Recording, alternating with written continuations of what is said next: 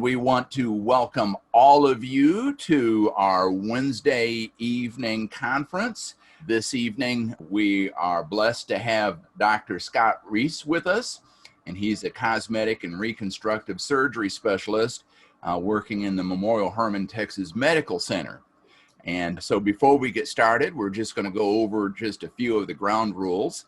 We would ask everybody to keep your microphones muted so that the lessons, the information that Dr. Reis is going to give to us doesn't get garbled up in somebody's dog barking or whatever. Then, if all of you that are joining us via Zoom, on the bottom of your screen, there's a little chat button, and that will allow you to open up a text box.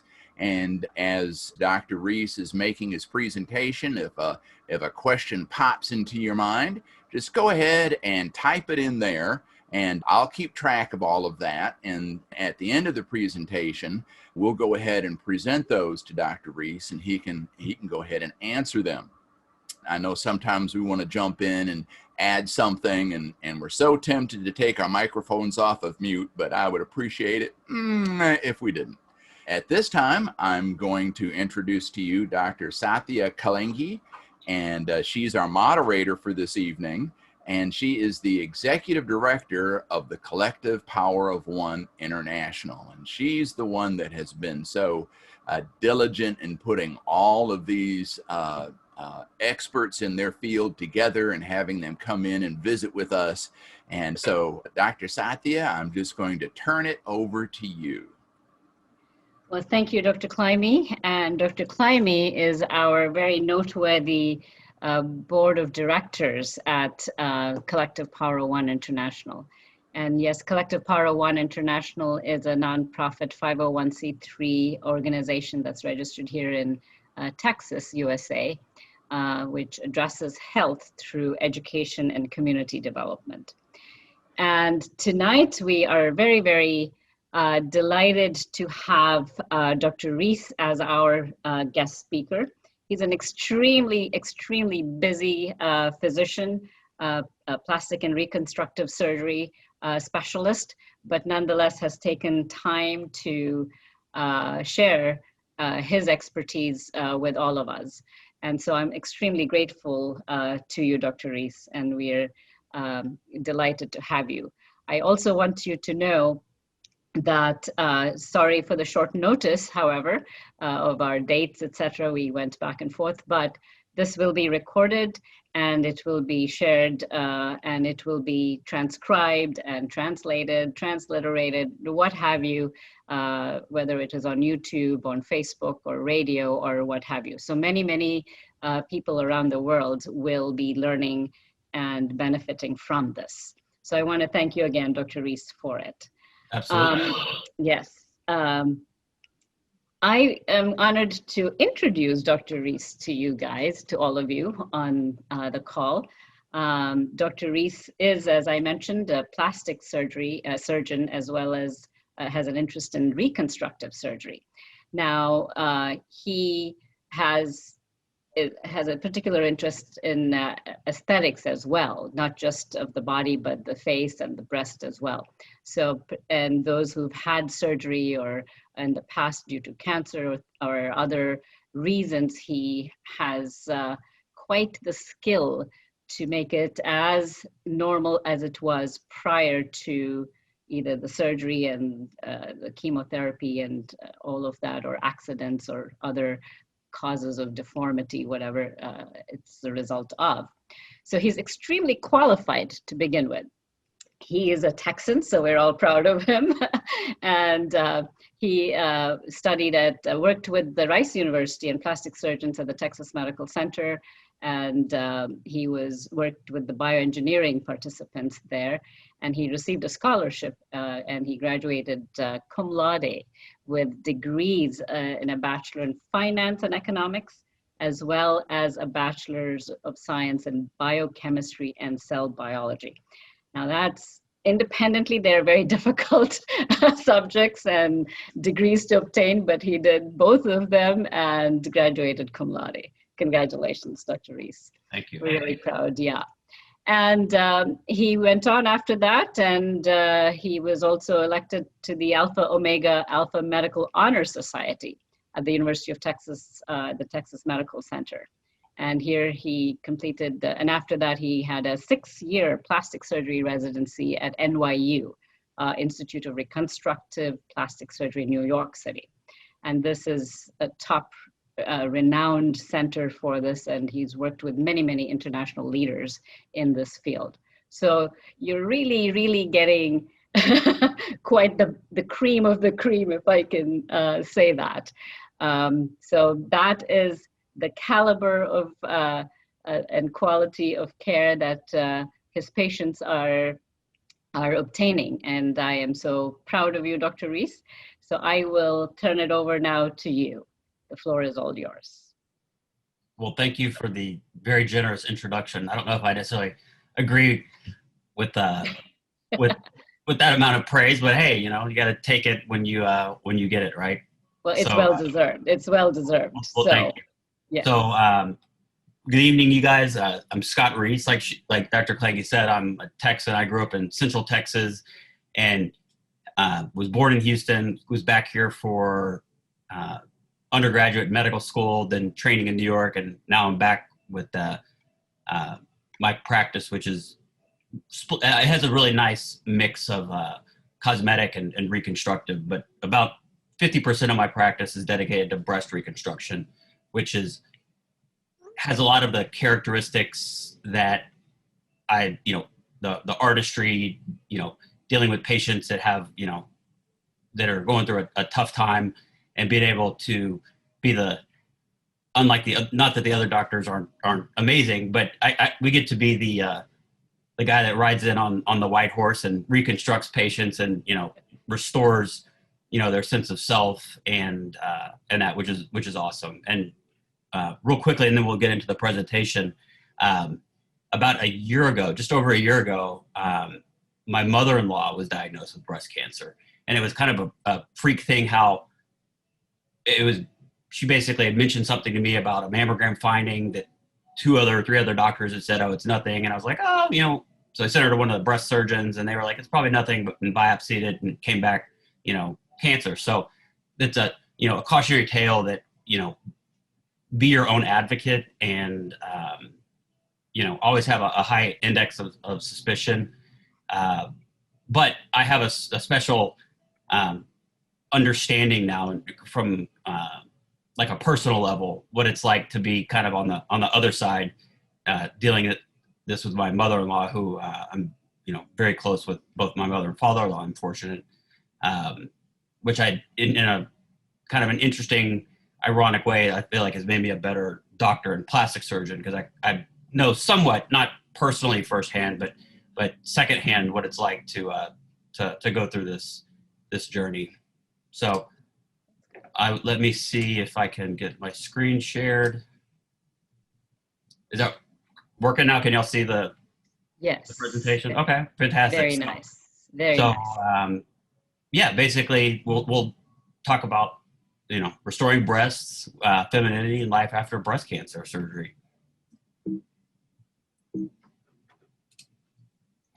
So a brief outline just to kind of give you guys a sense of what we're going to talk about. We'll go very quickly, maybe 5 minutes or so, over introductory information, some anatomy, which is the cornerstone of any surgical field. So it may be boring, but hopefully if you're a visual person like I am, it'll make sense and kind of tie things together.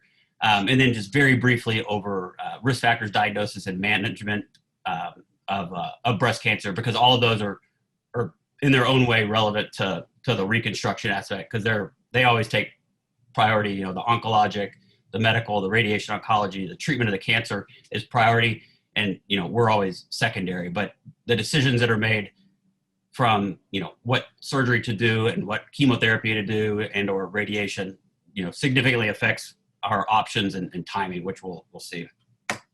So it's taken me a long time to distill this down, but the easiest way that I think about breast tissue, and really any tissue on the body, is think of it as like a 2-dimensional covering, like the outside of a basketball, and then the three-dimensional volume, which is, would be like the air inside of the basketball. So for the breast, you basically have your two-dimensional skin, the nipple and the areola, which are on the exterior, and they really are two-dimensional, although it's folded into, 3 dimensions. And then you have the volume on the inside, which is the actual breast tissue that is removed during, a mastectomy or breast cancer surgery. That tissue is made up, as you can see over on the right-hand side, of both adipose, which is a fancy word for fat, as well as glandular tissue, which are really the milk secreting ducts and the main function of the breasts as mammals. So the following from that, and I never thought of it this way until going through and kind of thinking through how to explain this to the someone who's not a medical expert. All of the cancers that are most commonly seen in breast cancer originate in either the lobes or the ducts. They're basically all from that parenchymal part of the tissue. The easiest way to think about that, you can look at the pictures. Think of a cluster of grapes. The lobules are basically the grapes where the milk is produced, and the ducts are basically the stems of the grapes where the milk is excreted and then through the nipple. Then if you look over on the right-hand side as well, you can see that as with any part of the body, there are lymph nodes that drain, and that's relevant in cancer because cancer can spread either through lymph nodes and or through the bloodstream. But breast cancer is somewhat unique in that it almost always primarily spreads through the lymph nodes. So they play an important part, not necessarily in what we do, although we do some lymph node reconstruction for patients that have issues after mastectomies, but mostly determines whether or not the patient will need radiation, which you'll see when we get into the reconstruction portion is a really important distinguishing factor that determines the timing. So just a few little factoids. Lifetime incidence of breast cancer worldwide is 13%, which is high, but I think even more, if you flip that to, a ratio or proportion, that basically means 1 in 8 women at some point in their life will develop breast cancer, which is really, remarkable. This is excluding skin cancers, but it's by far the most common cancer in women, and it's second only to cancer-related deaths in women in the U.S. To lung cancer, which is a really, astounding thing. I know not to diminish prostate cancer, but the guys we kind of won out somewhat on that with regards to incidence and severity. But breast cancer is a big deal. Yes. So risk factors. In general, it's like a nature versus nurture kind of thing. They're called sporadic, but think of that as the nurture. It's basically roughly correlated with lifetime estrogen exposure. So if you have your, menarche, basically get your period earlier, and you have more years that your body is in a high estrogen state, estrogen basically feeds many breast cancers. If you have late menopause, the higher number of pregnancies you have is actually protective because those levels are somewhat controlled during the pregnancies. Additionally, there's a huge familial component to the risk for breast cancer. So mother, sister, grandmother, aunts, and we call this familial non-genetic, but in reality, if stuff is transmitted from generation to generation and between, mother and sisters, and it is almost certainly related to some gene. We just, as a, medical specialists, don't know exactly what gene is causing that. But in the future, likely we will. So by far the most common genetic predisposition is a gene called BRCA, which is really clever. It's like breast cancer. But there's BRCA1, BRCA2. They account for less than 1% of women have those mutations. But remarkably, they account for up to 10% of breast cancers, which is really, shows how strong of a predictor carrying this mutation of the gene is for breast cancer, and up to 80% lifetime risk from a 13% lifetime risk. I threw these last two in here because they're, very relevant for many women, both young and old. Does hormone replacement therapy after menopause cause breast cancer? There was a large study called the Women's Health Initiative that looked at about 15,000 women, and they were looking at, giving estrogen replacement or not, and whether that, basically what health effects that would have on the women. And the trial actually stopped 5 years early because there was such a dramatic rise, like a 26% increase in breast cancers in the estrogen group versus the non, and significant increased risk of stroke as well. So they stopped that early. But so hormone replacement therapy, it's not all bad, but we know now that it significantly affects breast cancer risk. And my mother-in-law was actually on it and was never even aware that it was a risk factor. So I thought that was a highly relevant point for everyone to note. Other more relevant to younger patients is oral contraceptive pills. Is that, they're basically low dose estrogen and or progesterone. Do they cause it? Historically 40, 50 years ago, contained much more higher levels of the hormones than they do now. So the ones now are such low dose and tailored to just alter, ovulation and reproduction, that they don't really have a significant impact. So ladies out there, my wife is one of them that takes, oral contraceptives. Don't be worried that you're significantly increasing your risk of breast cancer, with the caveat that I can't speak to patients that have known genetic mutations that are on oral contraceptives. That's something I would discuss with your breast or oncologist or your OBGYN. So diagnosing, pretty much everybody has an idea of this because they've had mothers, grandmothers, sisters, aunts that have either had breast cancer or are aware of what the types of screening there is.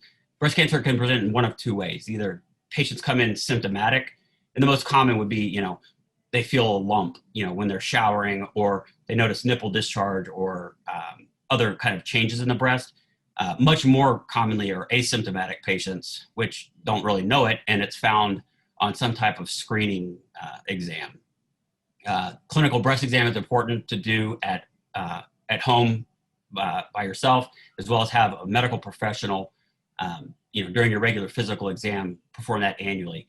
And the recommendation is generally after about 20 years to start that. Mammography, there's a ton of different cancer societies, and just in the United States, I can't even imagine worldwide, but in general, the safest, kind of broadest recommendations are to start that at 40 and have it annually. And if you have a family history or genetic predisposition, start it earlier. Also, ultrasound, MRI are used, and important after something suspicious is found is actually getting a biopsy and sending it for genetic analysis or looking at it to figure out what you're dealing with, which then helps you decide before doing surgery exactly how you're going to treat it. So non-surgically, everybody's heard of chemotherapy. It's the big bad IV drugs that cause patients to lose their hair and make them nauseated and feel terrible. They basically stop growth and proliferation of all fast-growing cells. Cancer cells are some of those. The other one that people, and as a plastic surgeon, this is like the bane of our existence, is radiation. People think, oh, it's not, it's not chemotherapy, I don't lose my hair. But as you'll see in pictures later on the reconstruction, it poses a significant challenge for breast reconstruction, but also through, just my training and practice, whether it's, head and neck cancer or pelvic or brain, radiation is, I don't think gets the respect that it should with regards to some of the collateral issues it can cause. Important to note that either can be done before or after, but radiation is generally after the initial surgery. So the easiest way to think about the surgical management, and this is what the breast surgeon would do, is what are you taking and what are you removing? Basically, you either remove the tumor or you're removing the entire breast. If you're just removing the tumor, it's more of a called breast conserving therapy, and lumpectomy or partial mastectomy are common ways that people refer to that. All of these, by recommendation, require radiation therapy. There's also mastectomy, where you remove all of it. Prophylactic mastectomies, there's nothing special about that other than you're doing it in a patient that does not currently have breast cancer, but has something like a BRCA gene.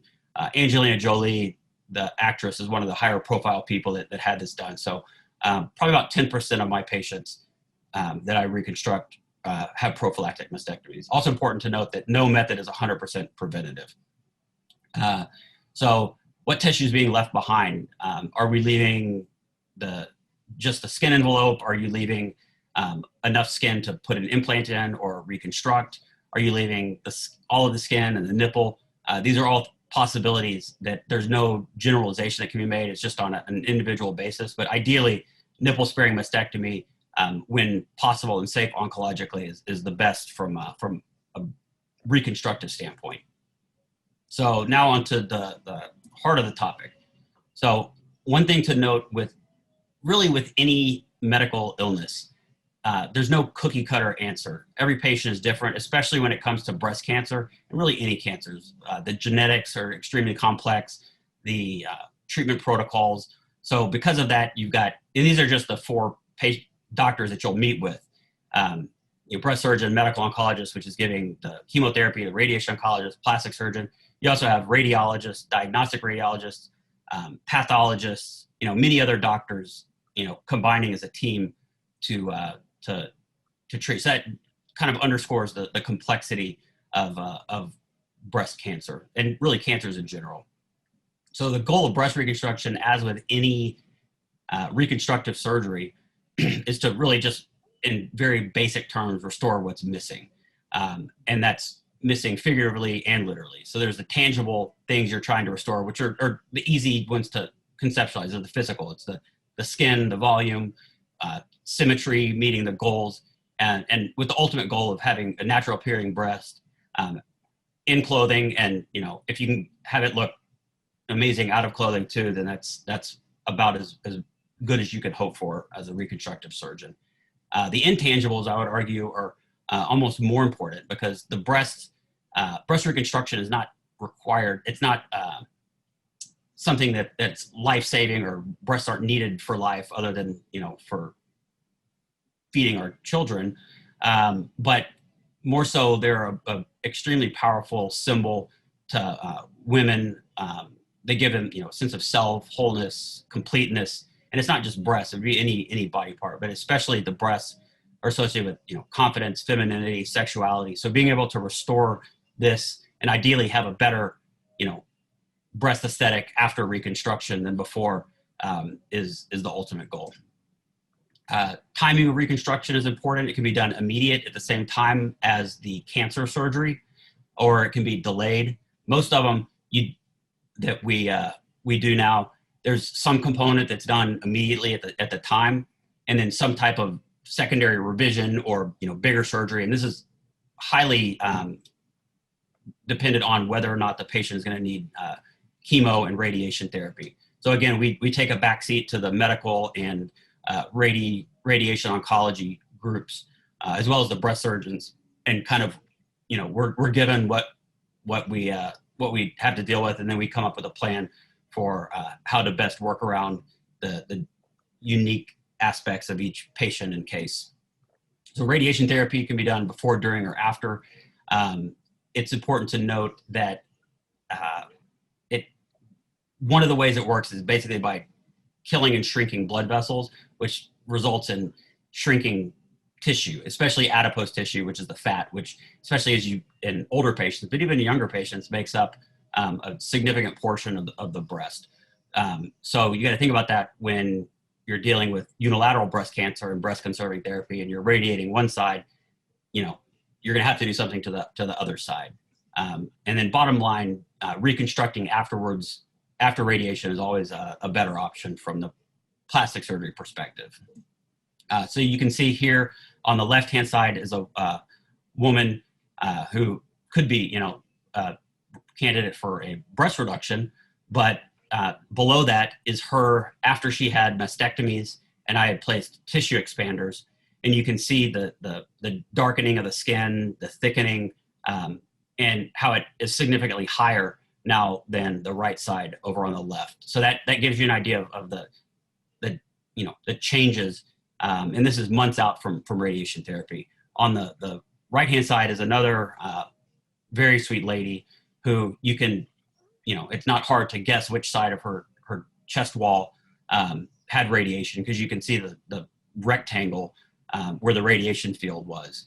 But it makes the skin thicker, and just it's not, it's necessary in many cases, but it's something that I want people to understand and appreciate, and not take it as, oh, it's just radiation. So similar to what you do, or what the breast surgeon does regarding what they're going to do, what tissue do I have to take? We're thinking that, what are they going to be removing? What's going to be left behind? And then what do I need to replace? So part of the breast is taken in breast conserving therapy. Generally, the best option is something called oncoplastic reconstruction, which is just a fancy word for tissue rearrangement. So similar to breast reduction or breast lift, you're basically just rearranging tissue. You don't necessarily get to do it in the exact way that you ideally would, but with some creative geometry, can get some really great results. And then the other option is, removing the whole breast. And kind of stemming from that, there are two general options. You can either do implant-based reconstruction, which are the exact same implants, in fact, that we use for cosmetic breast augmentation, or the kind of the gold standard, and what I do most of is autologous, which is a fancy word for your own tissue. So borrowing it from the abdomen, from the thighs, from the back, anywhere on the body, and either rotating it or transplanting it. But the ultimate goal in plastic surgery, not just breast reconstruction, is to replace like with like. So because of that, autologous is really the best when available and when an option. So oncoplastic reconstruction, we just went over. One thing, you need to plan for the radiated side to shrink. So even if they're doing a very small lumpectomy, for symmetry, patients need to be aware that you're going to have most likely need a lift or a reduction on the other side. Some of the pros, it's basically it's simple, fast, quicker. There's no survival disadvantage for breast conserving therapy over full mastectomy. However, symmetry is difficult, and actually in the end, a lot of patients end up having minor recurrences, even though it doesn't affect longevity or life, but end up progressing to having a mastectomy with bigger reconstruction. So here's a lady, also could be is an excellent candidate for breast reduction or a breast lift, but you can see this is before on the top and after on the bottom, but you can see again the right breast is darker than the left and a little bit higher, and that's due to radiation. So not only if you do the reduction at the same time, you're having to plan and make one breast purposely smaller than the other one, because the radiation is gonna shrink it. So there's a lot of little subtleties, but that's a very important technique that we use. Implant-based reconstruction, you're basically replacing what's missing with almost always now a silicone breast implant.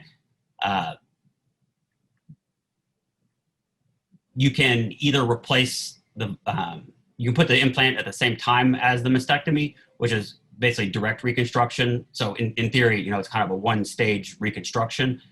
My preference, though, that lets me in my hands have much more control, get the volume I want, and then come back and revise things to make them look better and as ideal to perfect symmetry and size, is to place a tissue expander, which is basically just a temporary placeholder that can be increased and decreased in volume in the office, and then you can swap it out later for either an implant or for autologous tissue. So pros for implant versus autologous: it's more straightforward, faster recovery. You can get some great results, especially with bilateral reconstruction. Angelina Jolie, in fact, had implant-based reconstruction bilaterally, and no one would be the wiser if she hadn't said anything and announced it, which I think was an important and great thing for her to do for public awareness. Also, when you're borrowing tissue from some part of the body, you have to consider that there's going to be, potential issues, or at least some morbidity and, at minimum scarring where you're borrowing the tissue from. Cons, it's a less natural result. It often requires, ironically, more surgeries. They're smaller surgeries, but there are more to get things looking really well. Implants, although they come with a recommended replacement every 10 years, my philosophy is if it's not broke, why fix it? But in general, you're going to need surgeries periodically, every 10 to 15 to 20 years to replace them as the implants fail mechanically typically.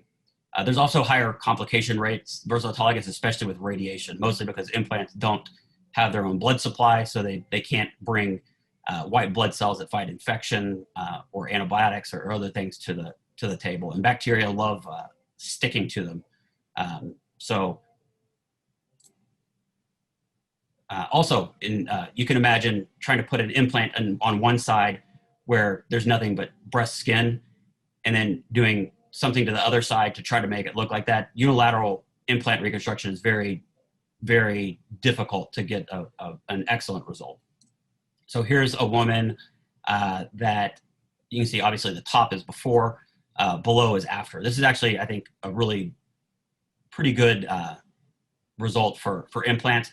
But even being, I'm my own worst critic, but you can see on the lower middle picture on the right breast, there's some rippling. And on the outside, you can see kind of some unnatural contour. So that's, this would be one of the, I would say in my hands, like a top 10% result, but there's still things that are not perfect. Here's another woman that's had this. I think she probably has a more natural result. You don't see the upper pole of the implants quite as much. And other than me not loving her scars, which happen to be on the undersurface of her breast, that's actually I think a pretty good result that most women would be happy with. So tissue expanders are important. Like we said earlier, they can be placed initially and then can be replaced with whatever you'd like. That doesn't put you down the road of implant reconstruction. Very often in patients that are going to want autologous reconstruction, we'll get tissue expanders as temporary placeholders during chemotherapy or radiation to help maintain the skin envelope and the volume, where we can go back and eventually replace it with autologous tissue. And in general, in my practice, patients that are getting radiation, I don't even, unless they're adamant about it, don't perform implant-based reconstruction just because of the significantly higher complication rates that we see. This is a picture of what a tissue expander looks like. It's basically, so that actually, interestingly, is a textured implant. And if you guys have paid attention to, at least here in the US, the news over the last couple of years, you'll know that the FDA has been reviewing, and there's the textured implants are kind of fallen out of vogue because their association with something called breast implant, BIA-ALCL, which is anaplastic large cell lymphoma. So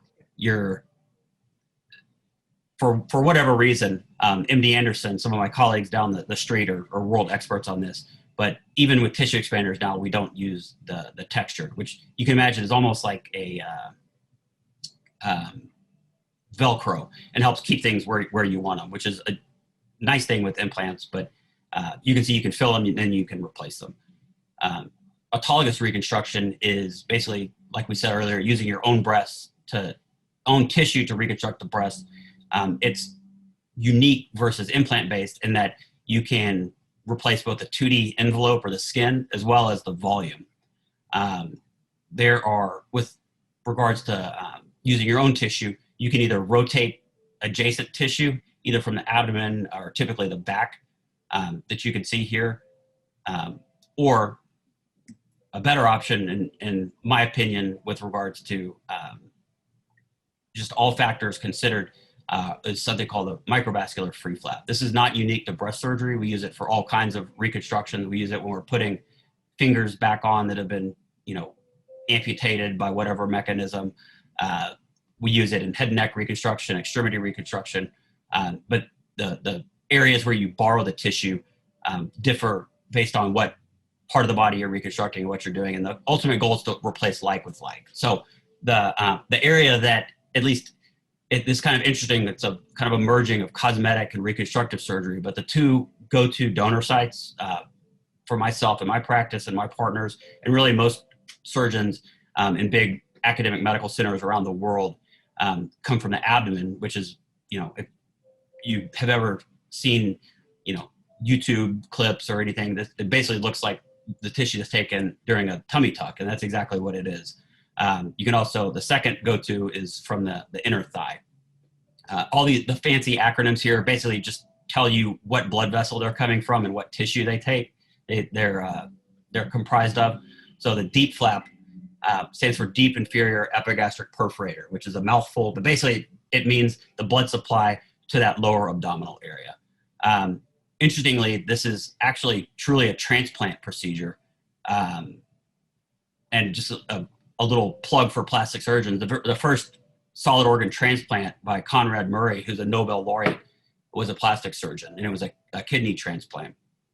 So it is a transplant procedure. You're sewing vessels and arteries together because it's such a large piece of tissue, unlike a skin graft or some other type of graft, that it needs to have its own blood supply and ability to exit. With that said, you have to have recipient vessels.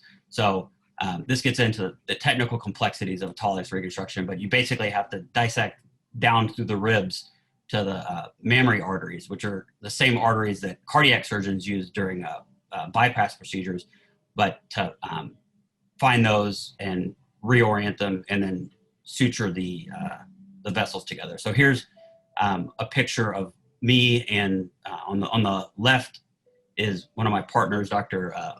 Rednam, who's great. I'm working on the chest, and she's down on the abdomen. And then you can see on the right, my other partner, Dr. Sean Boutros, who's a fantastic surgeon and been a longtime friend of mine. He was starting out in practice when I was in medical school, and as fate would have it, we ended up working together. But you can see us under a big surgical microscope. It's a really expensive, high-tech piece of equipment. But on the right-hand side, those special glasses that I'm looking at, like telescopes, they magnify things about 4 times. This big microscope can go up to like 15 to 20 times. And essentially the suture, everything we're using is so small that you more than a foot away from your eye, you can't even see it, and it just floats off into the air. So it's a very technical procedure. All microvascular surgery is. So unfortunately, it's and we're fortunate here in Houston, and the biggest medical center in the world, that we have unlimited supply and access to stuff. Not everyone does, but there are many great mission organizations and everything that one of those that we're involved with in Houston, Faith in Practice. We go to Guatemala every year and are able to do these types of reconstructions, even with modern microsurgical equipment. So pros and cons of microvascular. We pretty much touched on these earlier, and you can kind of guess at them from what the cons were from the implants, but they're the most natural resort. They're the longest lasting because it's your own tissue. It behaves just like normal breast tissue, which is, in patients over 40, made up of greater than 50% fat anyway. So you're replacing, fat and gland with fat. It feels the best, feels the most natural. There's extensive data out of Memorial Sloan Kettering, which is amazing, but not quite as good as MD Anderson. Sorry, Sloan Kettering, but we're in Houston. They have a fantastic plastic surgery department with great faculty members, and they've done extensive studies on long-term satisfaction. And it's very clear, and even amplifies over time, that patients are happier with their decision over time with autologous, and become over time less happy when they've chosen implant-based. Also, as kind of a one thing I tell my patients, think of this as a mommy makeover, because we're going to ideally make your breasts look better and, get essentially a free tummy tuck, because that's where the tissue is being taken from, or a thigh lift if we're taking it from the thighs. The cons are it's a bigger surgery, bigger recovery. It's much more technical. You do, potentially have morbidity at the donor site. Fortunately, we hide the incisions on the inside of the thighs or underneath the underwear line, so they're not visible even in lingerie or bathing suits. But you can still have complications there just because you're operating on multiple sites. The biggest limitation I would say is that it requires significant training and technical expertise, as well as availability of equipment like microsurgical sutures and microsurgical forceps and needle drivers and the microscope. So this isn't unfortunately an option for all patients, especially in an audience like this that's so broad and diverse. So this is more for historical interest. The tram flap is abdominally based, but you can see if you look at the picture, it's taken a big chunk and really takes the whole rectus muscle, which is the main muscle that gives you six packs and is the major contributor to the core strength. So not only for sit-ups, but just holding your body erect. So again, nothing against the tram flap. There are thousands of these are done annually, but it versus the deep flap, where you can see here, you're basically taking the vessels, following it down through the muscle, sparing all the muscle, sparing the nerves. There's significantly less morbidity, but again, it's a much more technically challenging and time-consuming procedure that even on top of regular microsurgery requires even additional expertise and training. But for my practice at MD Anderson, other people around town in the US and the world, for all major medical centers, this is pretty much like the Rolls Royce of breast reconstruction when it's an option. This is just a silly cartoon showing patients able to actually do sit-ups after breast reconstruction with a deep, where that would be significantly challenging, especially with the tram for both sides. So here's a patient that has had this done. She has a similar incision pattern to one of the ones, the second one I showed you guys on implant reconstruction. But this is a perfect example of, and I tell my patients, I'm not promising them this, but my goal is to make them look better, their abdomen look better and their breasts look better after surgery than before surgery. And more often than you would think that's possible. And I think this is definitely one of the cases. It basically looks like she's had a tummy tuck and a breast augmentation, although with a little bit larger, more visible incisions. Here's another patient of mine, super sweet lady. You can see the improvement in the abdomen. It looks like she's had, a mommy makeover, a tummy tuck and breast augmentation. The only thing with her, and I put this in to talk about, the morbidities of surgery. She has a fantastic result, but you can see she had something called post-inflammatory hyperpigmentation around the nipples. So they're not as well defined. We can laser that and bleach it. But even, fantastic results. There's always something that you can nitpick and find ways to improve. Unfortunately, we have ways to pretty much deal and address with anything. PAP flap is again is an acronym for the vessel, basically one in the thigh, but it's similar, a little bit more posterior on the backside of the leg, which you can see that's a very, all things considered, an acceptable scar to be able to reconstruct the breasts when either the abdominal skin isn't available, has already been taken, the vessels have been cut from other surgeries, as well as in cases where you want to, patients that are super thin and don't have enough tissue on their abdomen or their thigh in isolation, you can actually perform what's called stacked flaps. So not only are you sewing, transplanting one piece of tissue or two, one to each side of the breast, but then you're basically daisy chaining two additional ones on it off of separate vessels. So you've got, four flaps that you're taking generally from the abdomen and the thighs. This is a patient, she has a great result. You can see her abdomen contours improved. This is, I didn't include a picture behind her thighs, but you can see that there's no sign at all that any tissue was taken really from the abdomen or the thighs. Unfortunately, I didn't have photos after her final stages, which we'll go over in a second, nipple reconstruction and areola reconstruction. But overall, with regards to contour and natural feel and look, I think this is an excellent result. There's not a whole lot of people, probably a dozen or so around the world that do four-flap reconstruction, just because it's very technically demanding, takes a long time. And we always do it in a team approach, as you saw earlier in those photos. Real briefly, and then we'll wrap up and get to some questions. There's always, and especially somebody who's a perfectionist like myself, which I imagine most plastic surgeons are, we're always nitpicking and finding things we don't like and telling, imploring the patients to let us fix it. But it's important to note, breast reconstruction is rarely completed in a single stage, both for unilateral and bilateral cases.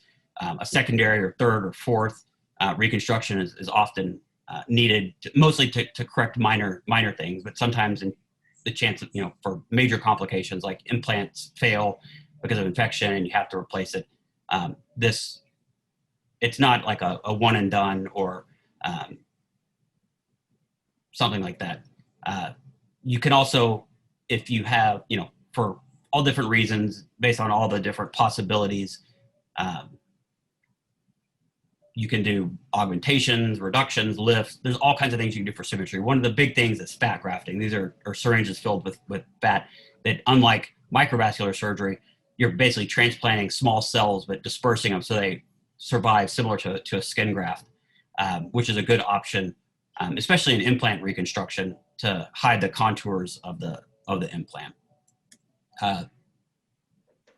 Nipple reconstruction is important. The nipples and areolas aesthetically are incredibly important. They're like the nose of the face. They're kind of a central focal point. So being able to provide an option for patients that want that to reconstruct the nipple is important. This is a lady that we did. You can see the central lighter circles on the upper portion are actually the abdominal skin. So that gives you an example of, if you don't have enough skin, the benefits of a free flap. And below, you can see she actually has nipples, which are just the raised elevated mounds.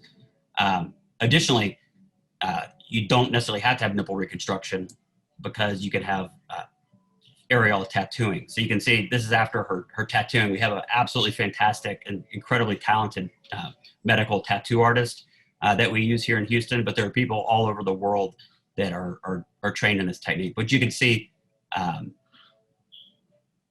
it looks like it has three-dimensionality, in the small little glands and imperfections, which is pretty remarkable. And here are some other pictures of her. I'll give Shira a thumbs up. She's great. But you can see it really does. It looks like it has three dimensions. The lady on the left-hand side, the darker skin, you can see the breast on the right-hand side had a reduction, and that's her native nipple. And then on the other side is actually no nipple at all. It's just a nipple areola tattoo. But I doubt anybody, even trained plastic surgeons, could tell which is the real and which is just a tattoo. So that shows you that they're again, a tattoo artist gets added to the team of specialists that we use for reconstruction. And then as a final closing thought, and we'll get to some questions, hopefully I haven't taken too much time, but one of my mentors at NYU was a great person and taught me a ton of what I know about plastic surgery and reconstruction. But one thing he would always tell his patients, and I was able to tell my mother-in-law this, is breast cancer, regardless of your religious beliefs or affiliation, breast cancer is not going to, it won't define you. It's not going to define your life. It will be a defining moment in your life, but it's something that is not, it's a serious diagnosis, and some patients do better than others, but there's always hope. And, looking back, many patients the grass is greener, the sky is bluer. They appreciate the smaller things in life after going through this. So thank you guys. And let me see if I can switch back to, yeah. Hey, that was awesome. That was excellent. Well, thank you. Yes, that was very, very, very informative. Goodness. Do we have any questions? Have to unmute myself here. Again, for those of you that are joining us, you have the chat button down at the bottom of your screen, which will open up a little dialog box, and you can type in your questions. But we have a question here, Doctor. Am I too old for reconstruction? No, there's with age, with other factors, there's no absolute. If you look it up in the textbooks, it may say, have an answer, but in reality and in my practice, there's no absolutes. There are plenty of extremely healthy 75-year-old women that are in better shape than poor health 55-year-old. So it's totally an independent thing. So I encourage all of you, regardless of your age, and even medical comorbidities, to at least look into it and meet with a plastic surgeon if you have the opportunity. Okay. And did you have a question, Dr. Satya? Yes, another one's come up. Does smoking and nicotine products affect reconstruction results? So I'll just make a comment that smoking actually is a risk factor for breast cancer. So if we can prevent it even prior to getting breast cancer, that would be the best to begin with. But after surgery, does it affect reconstruction if one continues? Yeah, absolutely. Great question. Smoking, and really, I've gotten away now from saying smoking because, vaping and other non-smoking modalities are almost more common now. Correct. So I just say nicotine use, because it's really Very the good. nicotine. What it shrinks the blood vessels, decreases blood supply, and you need blood supply to heal. So for all kinds of reconstruction, but especially implant-based, smoking is almost a contraindication to the patient being a candidate for that. Wow, a contraindication. For implant-based, at least in my opinion, in my practice. Right. No, excellent. So that's a serious no. So do not smoke, do not use nicotine products. Exactly. Excellent. Okay. We have, let me see here. One more. Is my cancer too advanced for me to consider reconstruction? Again, similar to the age question, there's no absolute. When I was going through some old presentations to build this, which is, I feel like it's easier, as an aside, to make a presentation for medical professionals and try to distill all the information for a massive topic like this into a generally applicable discussion. But even despite what textbooks may say, stage 3 or stage 4 breast cancer patients will occasionally reconstruct. Again, it's taken on a case-by-case basis. But if the goal is, breasts aren't necessary for life. If the goal is improving quality of life, and you can safely do that without affecting the patient's medical, surgical, or radiological, oncologic aspects, then even stage 4 breast cancer patients can be candidates for reconstruction. Wow, that's cool. That's excellent. Okay.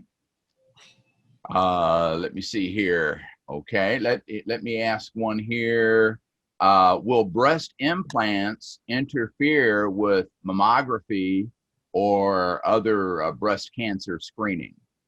Yeah, so I get this on a daily basis from both breast cancer patients that are going to be undergoing reconstruction, and even more so in cosmetic breast implant patients. The short answer is no, it won't, and that's with somewhat of a caveat. In we're very fortunate and spoiled to a sense, here in Houston and many of the other, major medical centers all over to have the newest and latest and greatest technology and techniques. Right. So when you have access to modern equipment like that, the techniques and the mammography machines are basically built and they're modified techniques to fully screen. So in the most modern sense, it does not affect surveillance and screening. Okay. Dr. Reis, how are you on time? Would you be able to take? Yeah, I can hang around as long as you guys need. Okay. Okay. I had, if I may, do you have more questions, Dr. Climie, coming up your way? Well, I've got a couple over here, but why don't you go ahead and I have a real life case question. You mentioned about familiar presentation. So if the mother has it, the maternal aunt has it, the grandmother have it, the likelihood that it is genetic is very high. So say if one of them have it, is it advisable for the sister to have a bilateral mastectomy even before she gets cancer as total prophylaxis, that she'll never get cancer without boobs?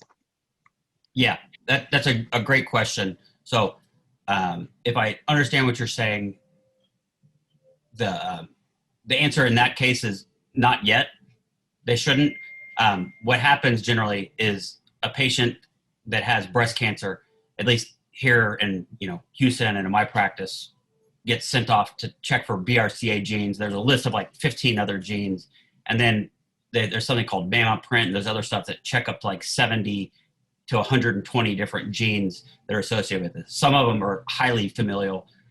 So in patients that have a strong family history, it's advisable that those patients, and now it's pretty standard at time of diagnosis, get tested. But before doing anything, that drastic, such as like prophylactic mastectomies, at minimum, I would recommend that patients personally get tested for any of the major genetic mutations. So if they're positive, would you recommend it prophylactically? That totally depends on the patient's preferences, and but I think for me personally, I'm not a woman, but men actually still do get breast cancer. BRCA2 is associated with male breast cancer. Correct. Correct. Personally, I given an 80% chance of developing it sometime in my life, and the possibility of ovarian cancer and other cancers. Yes. Personally, I would, but it's a very personal decision. So, so she is quite insistent on doing that, just to be kind of, say, if I can use the expression, set free of having that fear that she would ever develop it down the road. Yeah, absolutely. And that's the same with deciding between, say you have breast cancer on one side. The majority of patients we do now, I reconstruct both sides. It's not because they have breast cancer on both sides. It's because they have cancer on one side. And from my selfish plastic surgery reconstructive aspect, I can do a better job when I'm doing the same thing on both sides. But for me personally, I'm kind of an anxious worrier type, always thinking about long-term future and, forgetting to enjoy the now and here. But personally, I would be the worry and fear of developing it, and the other side would far outweigh, any downsides of longer recovery or chance of complications by having, both breasts taken at the same time, even if I only have cancer on one side. Yeah. Okay. Yeah. Excellent. Thank you. Yeah. Thanks. Okay. Here's another one. How long do implants last, and do they require replacement? Yeah. So at least the 3 manufacturers of implants here in the United States state that the implants should be replaced after 10 years. For the older first generation implants that were liquid silicone and could travel to the lymph nodes, and they purportedly caused lupus and all this stuff. All that has been totally debunked. So implants are safe, first of all. But again, been debunked, you say? Yeah, completely. Really? Breast implants are the single most studied implantable medical device That's true. in that we place. So because of the large amounts of money involved with lawsuits back in the 80s and 90s, class action lawsuits, Right. the company spent billions of dollars studying them, and they have an extremely long track record of safety. But in general, if there's nothing mechanically wrong with them, they're not causing pain or physical deformity, even if they're 20, 30 years old, why do anything? It doesn't make sense. Okay. Okay. All right. Here we go. How many surgeries are typical in a complete breast reconstruction journey? Yeah, so ideally, several of the patients, basically with a nipple sparing mastectomy, where they're leaving the skin where kind of everything falls into place, and either the implants or the tissue that you're placing fits perfectly into the two-dimensional envelope, and the patient has, you do your job, but also, some component of luck, and things look perfect. You can have one surgery. I would say most patients have, 3, some up to 5, some even more. And here in the United States, at least, it's something that is fortunately covered by Medicare, Medicaid, and all private insurance plans. So patients do have the option to, have revisions and complete the whole reconstructive journey. Okay.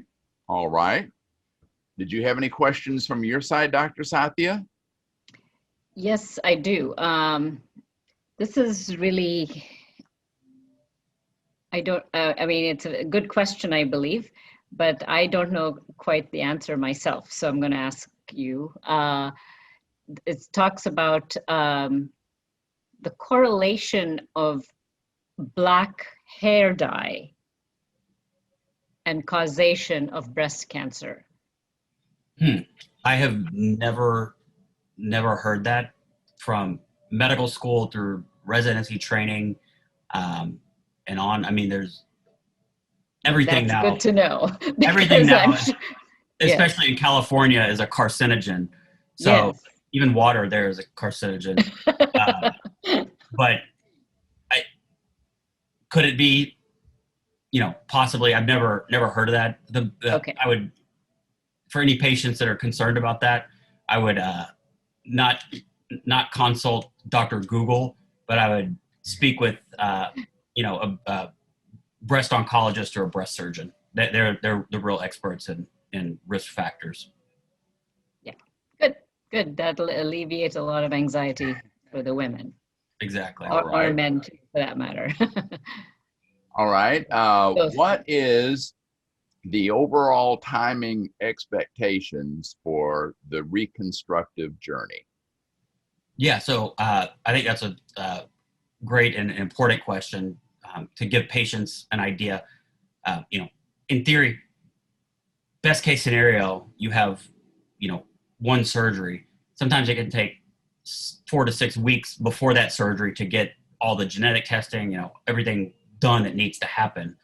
Then you have surgery, and assuming you only have one surgery, it can take, several weeks to a month or more to recovery. So that's kind of like minimum. I would say most patients, especially when you start adding in chemotherapy or radiation, before and or afterwards, and multiple stages, most patients, I would say, if we're lucky and everything falls into place and they don't have bad disease and don't need radiation, you can get it done in over a 6-month period, but not uncommon at all to take up to or even more than a year, to go from diagnosis to first or second stage of reconstruction. Okay. All right. Okay, here's one. Are patients happier in the long run after implant-based or autologous-based tissue reconstruction? Yeah, so we briefly touched on this earlier, but from studies out of Sloan Kettering in New York City, that it's very clear that patients over time with autologous reconstruction get happier, every 5 years than they were before, and how they answer these questions. And implant based, the satisfaction actually declines every 5 year period. So another reason why my recommendation, when it's an option, and patients have access to it, and everything falls into place, to have autologous or autogenous reconstruction. Okay, all right. Let me see. One last one. Yeah, here we go. What is the best type of reconstruction for me? Yeah, so that's a little bit of a loaded question, and similar to the "Am I too old?" question from before, and what was the other one? Is my cancer too advanced? There is no right or wrong answer. Every patient is, unique and has to be thought of, independent. You take everything that you've learned in the past and what as, to helping you decide and guide what your recommendations are. But there's no singular correct answer across the board for every patient. Okay. That's why meeting with plastic surgeon and the breast surgeon, everybody else, and the whole team, and us, discussing and working together is so important. All right. Thank you. Okay, I think the question says if high estrogen in the body is linked to cancer, then I don't know. The rest was not sent properly. Okay. So yes, it is correct that high estrogens is linked to it. So the risk factors, I think, Dr. Reis, you went over it. Yeah, and that's on average. That's not to say that even men have baseline estrogen in our body. So everybody's exposed to estrogen, but in general, more is not better, especially in tumors that are estrogen receptor positive. Positive. Because it basically works as like a fuel to the fire. Right. And again, that is also related to obesity. Obesity and breast cancer there's a high correlation to that. And then again, that reflects the estrogen component as well. And the other things he talked about having multiple children is a good thing, or if you started your periods very early, then your longer duration of estrogen. And then again, something he alluded to, which is very, very important, and I don't know all the age groups that are on the call, but people in the past, they all postmenopausal or perimenopausal women, where it was instructed for us doctors or highly recommended that we put them all on estrogen and progesterone based on whether they had a uterus or not.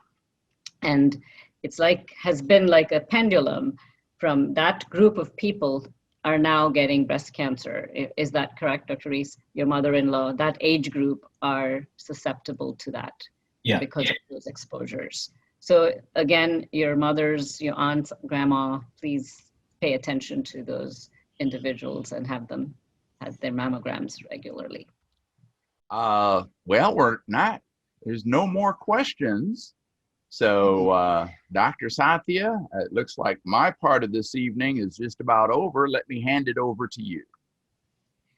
Boy, that was an excellent, excellent session, Dr. Reis, and we are ever grateful to you for that education, that enlightenment, and just the number of questions that have come across shows the interest that this has generated.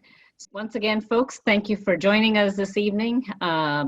We appreciate it. We have people on here from India, from Trinidad, from Canada, from I don't know where all. We have, of course, Houston, Texas. So I want to say thank you again. So Dr. Reis, right here today alone, you have gone worldwide, buddy. Awesome. Yes. So thank you for joining us again. And with that, I will say good night. It's 21 past the hour. All right. Thanks for staying on. Thanks for having me.